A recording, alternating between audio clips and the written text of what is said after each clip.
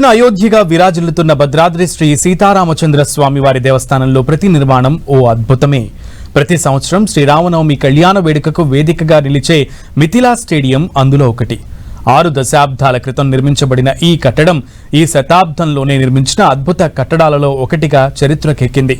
రామాయణంలోని ప్రధాన ఘట్టాలను, రామదాసు భద్రాద్రి ఆలయాన్ని నిర్మిస్తున్న సమయంలో జరిగిన సంఘటనలను ఈ కళ్యాణ మండపంపై నేటికీ చెక్కు చెదరకుండా చరిత్రకు ప్రతిరూపాలుగా నిలుస్తున్నాయి.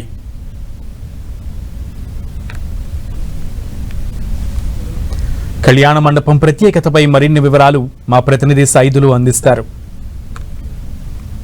భద్రాచల శ్రీ సీతారామచంద్ర స్వామి కళ్యాణ గడియలు సమీపిస్తున్నాయి. ప్రస్తుతం మనం భద్రాచలలోనే మిథిలా స్టేడియంలో ఉన్నాం. కళ్యాణం జరిగేటువంటి మిథిలా స్టేడియానికి సంబంధించి కూడా ఈ ఘట్టాలకు సంబంధించి ఒక మండపం, ఇది ప్రత్యేకించి మిథిలా స్టేడియంలో ఏర్పాటు చేసిన మండపానికి ఓ ప్రత్యేకత ఉంది.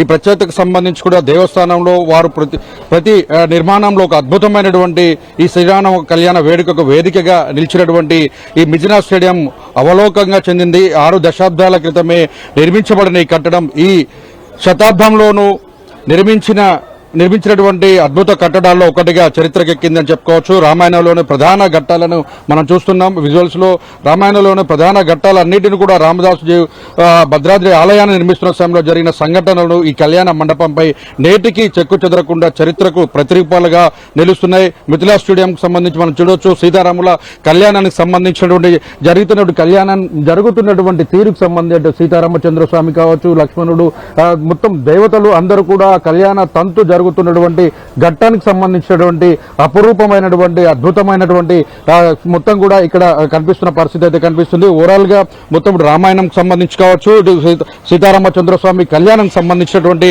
ఘట్టాలు కావచ్చు, ప్రతిదీ మనం చూడొచ్చు. చాలా స్పష్టంగా అర్థమయ్యేటట్టుగా కనిపిస్తున్నటువంటి విజువల్స్ లో అప్పటి ఘట్టాలు నేటికి చరిత్రలో పుటల్లో అట్లనే నిలిచిపోయే విధంగా చెక్కినటువంటి ఈ శిల్పాలు ఇంకా మొత్తం చారిత్రాత్మకమైన కూడా చెప్పుకోవచ్చు. భవిష్యత్ తరాలకు రామాయణ ఘట్టానికి సంబంధించినటువంటి కావచ్చు, రాముడికి కళ్యాణానికి సంబంధించినటువంటి క్రతువు కావచ్చు, ఇవన్నీ కూడా ఈ వేదిక మిథిలా స్టేడియం పైన కూడా చెక్కిన పరిస్థితి ఉంది. 4 వైపులు కూడా సీతారాముల కళ్యాణానికి సంబంధించినటువంటి ఘట్టాలు కూడా పూర్తి స్థాయిలో కూడా చెక్కినటువంటి చెక్కు చెదరకుండా ఇంకా అద్భుతంగా చారిత్రాత్మకంగా ఉన్నటువంటి చరిత్రలో నిలిచిపోయినటువంటి కట్టడాలుగా ఈ మిథిలా స్టేడియం చెప్పుకోవచ్చు. ఈ సీతారాముల కళ్యాణానికి సంబంధించినటువంటి వేదిక మనం చూస్తున్నటువంటి ఈ కట్టడంలోనే మిథిలా స్టేడియం సంబంధించినటువంటి దాంట్లోనే కళ్యాణం జరుగుతుంది. దీనికి సంబంధించి మనం చూడొచ్చు, ఇక్కడే సీతారాములకు సంబంధించినటువంటి కళ్యాణ తంతు మొత్తం కూడా కొనసాగుతుంది. ఈ కళ్యాణాన్ని తిలకించేందుకు దక్షిణ భారతదేశమే కాదు, ప్రపంచవ్యాప్తంగా ఉన్నటువంటి